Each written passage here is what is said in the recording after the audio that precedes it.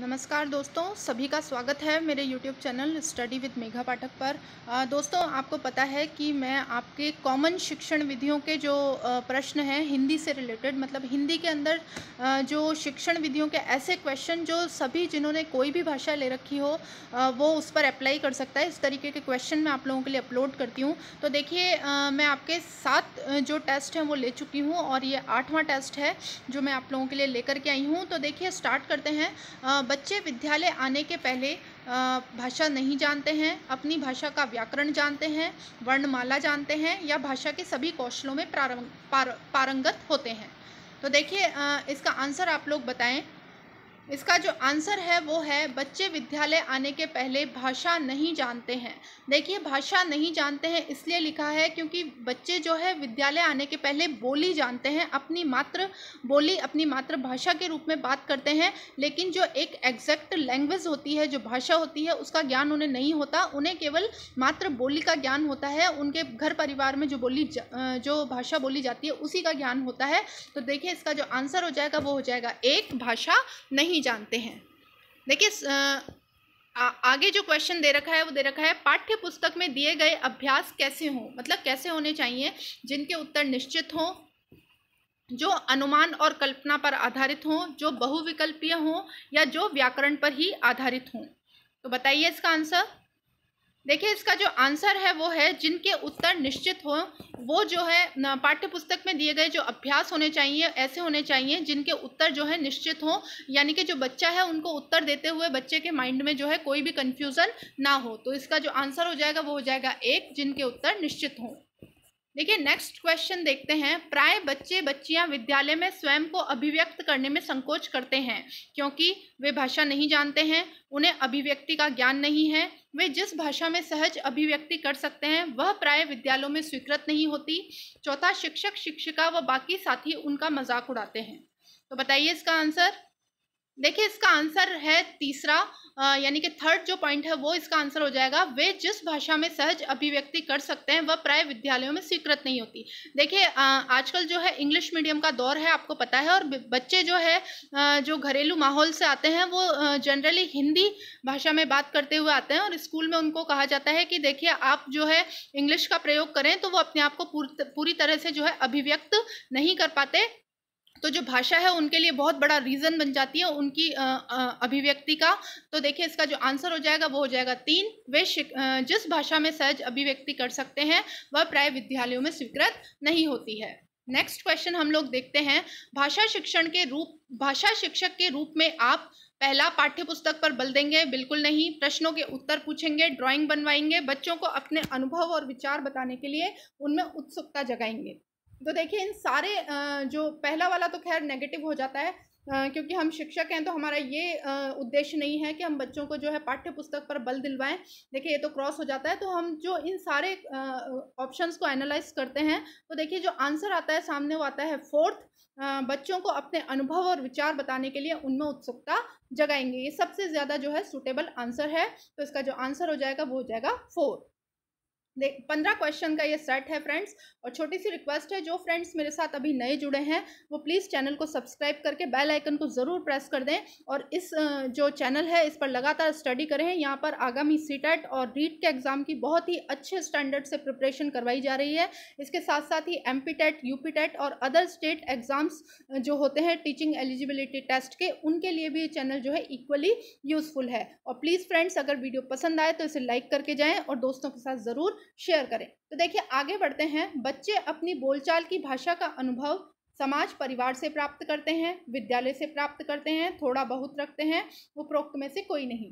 तो देखिए, जो बच्चे होते हैं अपने जो उनकी निजी जो बोलचाल होती है उसकी भाषा जो है उसका अनुभव समाज और परिवार से प्राप्त करते हैं। तो इसका आंसर एक जो है वो बिल्कुल सही हो जाएगा। नेक्स्ट क्वेश्चन है, भाषा नियमों की जानकारी से निखरती है, विद्यालय में ही सीखी जाती है, एक नियमबद्ध व्यवस्था है, सदैव व्याकरण के नियम ही अनुगमन करती है। तो देखिए, ये नियमों की जानकारी से ही निखरती है, इसको जो है सीमित कर दिया गया और सीमित जो ऑप्शन होता है वो नेगेटिव होता है। तो देखिए, ये भी नेगेटिव है। विद्यालय में ही सीखी जाती है, फिर इसे सीमित कर दिया गया है। ये कहा गया है कि जो भाषा है वो केवल विद्यालय में सीखी जाएगी, तो ये भी नेगेटिव हो जाता है। थर्ड पॉइंट जो है वो इसका सही आंसर रहेगा, एक नियमबद्ध व्यवस्था है। बिल्कुल, जो भाषा है वो एक नियमबद्ध व्यवस्था है। भाषा लिसनिंग, स्पीकिंग, रीडिंग और राइटिंग यानी कि सुनना, बोलना, पढ़ना और लिखना इस क्रम में सीखी जाती है। तो ये एक नियमबद्ध प्रक्रिया है। तो जिसका आंसर हो जाएगा वो हो जाएगा 3, एक नियमबद्ध व्यवस्था है। देखिए नेक्स्ट क्वेश्चन दे रखा है, भाषा की पाठ्य पुस्तक का निर्माण करते समय सबसे कम महत्वपूर्ण बिंदु है। भाषा की विभिन्न छटाएं, अभ्यासों में वैविध्य, पाठों की संख्या, विषय वस्तु में वैविध्य।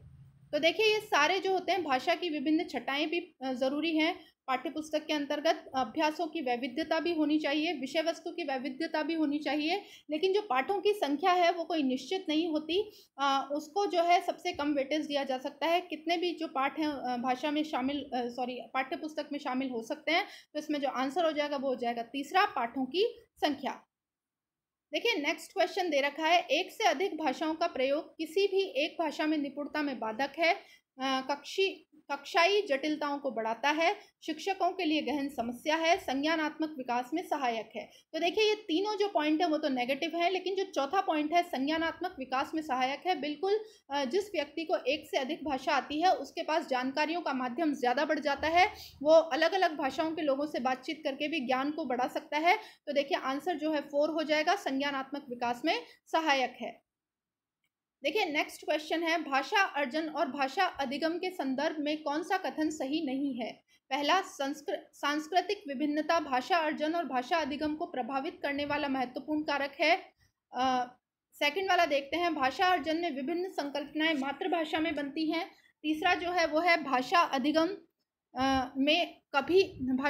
में कभी भी अनुवाद का सहारा नहीं लिया जाता। भाषा अर्जन सहज और स्वाभाविक होता है, जबकि भाषा अधिगम प्रयासपूर्ण होता है। तो देखिए इसमें जो चौथा आंसर है वो सही हो जाता है।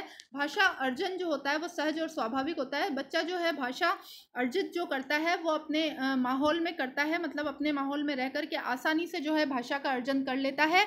लेकिन जो है जो भाषा का अधिगम होता है वो बहुत ही प्रयासपूर्ण होता है। तो देखिए इसमें जो पूछा गया, देखिए इसमें क्या पूछा गया, इसमें पूछा गया कौन सा कथन सही नहीं है। तो देखिए ये तो सही है, जिस पर हम लोग एनालिसिस कर रहे थे, ये तो सही है। फर्स्ट वाला जो है सांस्कृतिक विभिन्नता भाषा अर्जन और भाषा अधिगम को प्रभावित करने का महत्वपूर्ण कारक है, बिल्कुल कारक है, ये भी सही है। भाषा अर्जन में विभिन्न संकल्पनाएं मातृभाषा में बनती हैं, हाँ बिल्कुल मातृभाषा का यूज़ किया जाता है। भाषा अर्जन में कभी भी अनुवाद का सहारा नहीं है, देखिए ये गलत है। ऐसा नहीं है कि भाषा अर्जन करते वक्त जो है हम कभी भी अनुवाद का सहारा नहीं लेते हैं। कई मामलों में जो है अनुवाद करना पड़ता है, बालकों को जो है अनुवाद करके बताना पड़ता है। तो देखिए इसमें क्योंकि गलत जो है वो पूछा है कि कौन सा सही नहीं है वाक्य, तो देखिए तीसरा जो है वो इसका आंसर हो जाता है। भाषा अधिगम में कभी भी अनुवाद का सहारा नहीं लिया जाता है। देखिए नेक्स्ट क्वेश्चन हम लोग देखते हैं, एक बहुभाषिक कक्षा में आप किसे सबसे कम महत्व देंगे। पहला, देखिए सबसे कम महत्व की बात हो रही है, बच्चों को सिखाना कि दो भाषाओं के मध्य विद्यमान समानता व अंतर का विश्लेषण कैसे किया जाता है। दूसरा, विभिन्न प्रकार का बाल साहित्य। तीसरा, कक्षा में विभिन्न प्रकार की सामग्री से समृद्ध वातावरण। चौथा है कक्षा के बहुभाषिक और बहुसांस्कृतिक संदर्भों के प्रति संवेदनशीलता। तो देखिए इसमें जो सेकंड वाला जो ऑप्शन है उसे सबसे कम महत्व जो है दिया जाएगा यहाँ पर, यानी कि विभिन्न प्रकार का जो बाल साहित्य है उसे ही जो है हम सबसे कम महत्व देंगे। तो देखिए इसका जो आंसर है वो हो जाएगा 2, विभिन्न प्रकार का बाल साहित्य। देखिए फर्स्ट पॉइंट को एक बार पढ़ लेते हैं, बच्चों को सिखाना कि दो भाषाओं के मध्य विद्यमान समानता व अंतर का विश्लेषण कैसे किया जाता है। देखिए एक बार इसको थोड़ा सा और ढंग से देख लेते हैं कि क्या इसका उत्तर यही रहेगा। देखिए इसका जो उत्तर है वो 1 हो जाएगा।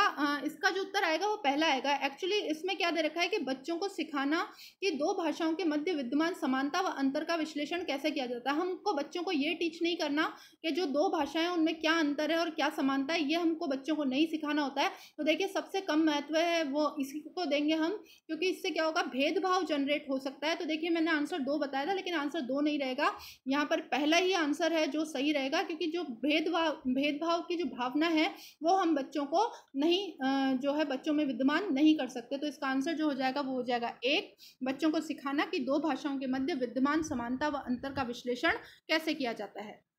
देखिए नेक्स्ट क्वेश्चन हम लोग देखते हैं, प्राथमिक स्तर पर भाषा की पाठ्य पुस्तकों में किस तरह की रचनाओं को स्थान दिया जाना चाहिए। तो देखिए केवल कहानियां या कविताएं, विदेशी साहित्य की रचनाएं, ऐसी रचनाएं जो बच्चों के परिवेश से जुड़ी हों और जिनमें भाषा की अलग अलग छटाएं हों। देखिए इसमें क्या पूछा गया है क्वेश्चन में, प्राथमिक स्तर पर भाषा की पाठ्य पुस्तकों में किस तरह की रचनाओं को स्थान दिया जाना चाहिए। देखिए स्थान दिया जाना चाहिए तो तीसरा सबसे सूटेबल लग रहा है। आगे का देखते हैं, जो प्रत्यक्ष रूप से मूल्यों पर आधारित हो। तो देखिए तीसरा जो आंसर है वो इसका सही रहेगा। ऐसी रचनाएं जो बच्चों के परिवेश से जुड़ी हों और जिनमें भाषा के अलग अलग छटाएं दी हुई हों। तो इसका जो आंसर हो जाएगा वो हो जाएगा थर्ड। देखिए नेक्स्ट क्वेश्चन हम लोग देखते हैं, निम्न में से कौन सा द्वितीय भाषा शिक्षण का उद्देश्य नहीं है। तो देखिए इसका आंसर, इसको एनालाइज हम लोग कर लेते हैं। पहला पॉइंट दे रखा है बोलने की क्षमता के अनुरूप लिखने की क्षमता का विकास। दूसरा जो है विभिन्न क्षेत्रों स्थितियों में हिंदी की विभिन्न प्रयुक्तियों को समझने की योग्यता का विकास।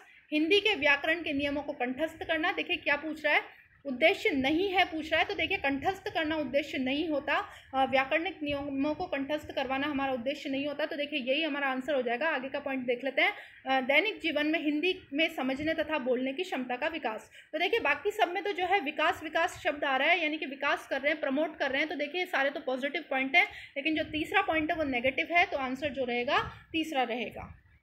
देखिए नेक्स्ट क्वेश्चन हम लोग देखते हैं, हिंदी भाषा का मूल्यांकन करते समय आप सबसे ज़्यादा किसे महत्व देंगे। पहला व्याकरणिक नियम, दूसरा सीखने की क्षमता का आकलन, तीसरा काव्य सौंदर्य, चौथा निबंध लिखने की योग्यता। तो देखिए इसमें जो आंसर हो जाएगा वो हो जाएगा दूसरा, सीखने की क्षमता का जो आकलन है वो हम करेंगे। देखिए हिंदी भाषा का मूल्यांकन अगर हमको करना है तो हमको ये सबसे ज़्यादा देखना होगा कि जो बच्चा है उसने जो भाषा को है कितना सीखा है, मतलब जो बच्चा है भाषा को कितना समझ पा रहा है और अपनी अभिव्यक्ति जो है वो कितनी दे पा रहा है, इसको सिखाना ही जो है हमारा उद्देश्य है। तो इसका जो आंसर हो जाएगा वो सेकंड हो जाएगा। देखिए नेक्स्ट क्वेश्चन हम लोग देखते हैं, निम्नलिखित में से कौन सा बच्चों की भाषिक क्षमता के आकलन का सबसे उचित तरीका है। तो देखिए देखते हैं आगे ऑप्शंस। संज्ञा शब्दों के 2 उदाहरण दीजिए। दूसरा बादल, आसमान, चिड़िया, बच्चे तथा संज्ञा शब्दों का प्रयोग करते हुए एक कहानी लिखिए। संज्ञा की परिभाषा को पूरा कीजिए, संज्ञा को परिभाषित कीजिए। तो देखिए हमें बच्चों को कोई परिभाषा नहीं लिखानी है, उदाहरण जो है, हालांकि उदाहरण देने के लिए कहा जाता है लेकिन उदाहरण देकर ही जो है सबसे उचित आकलन नहीं किया जा सकता है। तो जो सेकंड जो इसका पॉइंट है, बादल, आसमान, चिड़िया, बच्चे तथा संज्ञा शब्दों का प्रयोग करते हुए एक कहानी लिखिए। तो देखिए इसमें बच्चे का पूर्ण रूपेण आकलन हो जाएगा, मूल्यांकन हो जाएगा। तो जो आंसर हो जाएगा वो हो जाएगा 2, बादल, आसमान, चिड़िया, बच्चे तथा संज्ञा शब्दों का प्रयोग करते हुए एक कहानी लिखिए। देखिए नेक्स्ट क्वेश्चन है, बच्चों की मौखिक अभिव्यक्ति का विकास करने के लिए सबसे कम प्रभावी तरीका कौन सा है। संवाद अदायगी, व्याकरण आधारित संरचना व अभ्यास, अपने अनुभवों का वर्णन और बातचीत। तो देखिए मौखिक अभिव्यक्ति की बात हो रही है तो संवाद अदायगी तो मौखिक अभिव्यक्ति में सबसे ज़्यादा महत्वपूर्ण है। देखिए ये तो रहेगा। थर्ड वाला जो है अपने अनुभवों का वर्णन, तो उसमें भी जो बच्चा है अपने अनुभव बताएगा। बातचीत जो है वो भी मौखिक अभिव्यक्ति का साधन है। लेकिन देखिए व्याकरण आधारित संरचना का अभ्यास, यानी कि लिखा करके हम उसको अभ्यास करा रहे हैं, तो इसमें कोई मौखिक अभिव्यक्ति नहीं हो रही है। तो जो आंसर हो जाएगा वो हो जाएगा 2, व्याकरण आधारित संरचना का अभ्यास करना। तो देखिए यहीं तक जो है ये टेस्ट था, इसमें 15 क्वेश्चंस थे। तो देखिए काफ़ी थोड़ा सा कुछ क्वेश्चंस ऐसे थे जिनको एनालाइज करने में हमको थोड़ा सा सोचना पड़ेगा। तो देखिए इसी तरीके के क्वेश्चंस लेकिन हमको बार बार सॉल्व करने पड़ेंगे, तभी हमारी एनालिसिस पावर जो है वो काफ़ी स्ट्रांग हो जाएगी। तो देखिए लगातार मेरे साथ बने रहें, मैं इसी प्रकार जो है टेस्ट लेकर के आती रहती हूँ। साथ में थ्योरेटिकल पोर्शन यहाँ पर कंप्लीट करवाया जा रहा है। NCERT और माध्यमिक शिक्षा बोर्ड की बुक का बहुत ही एक एक लाइन से जो है क्वेश्चन बना करके आपको प्रेजेंट किए जा रहे हैं। अगर आप मेरे चैनल से लगातार जुड़ करके प्रिपरेशन करते हैं तो देखिए बहुत ही अच्छे लेवल की आपकी तैयारी हो सकती है। तो लगातार मेरे साथ जुड़े रहें। और दोस्तों प्लीज़ अगर वीडियो पसंद आ रहा है तो इसे लाइक करें और दोस्तों के साथ शेयर करें। जो फ्रेंड्स मेरे साथ नए जुड़े हैं वो प्लीज़ चैनल को ज़रूर सब्सक्राइब कर लें, साथ में बेल आइकन प्रेस कर दें। मिलते हैं नेक्स्ट वीडियो में।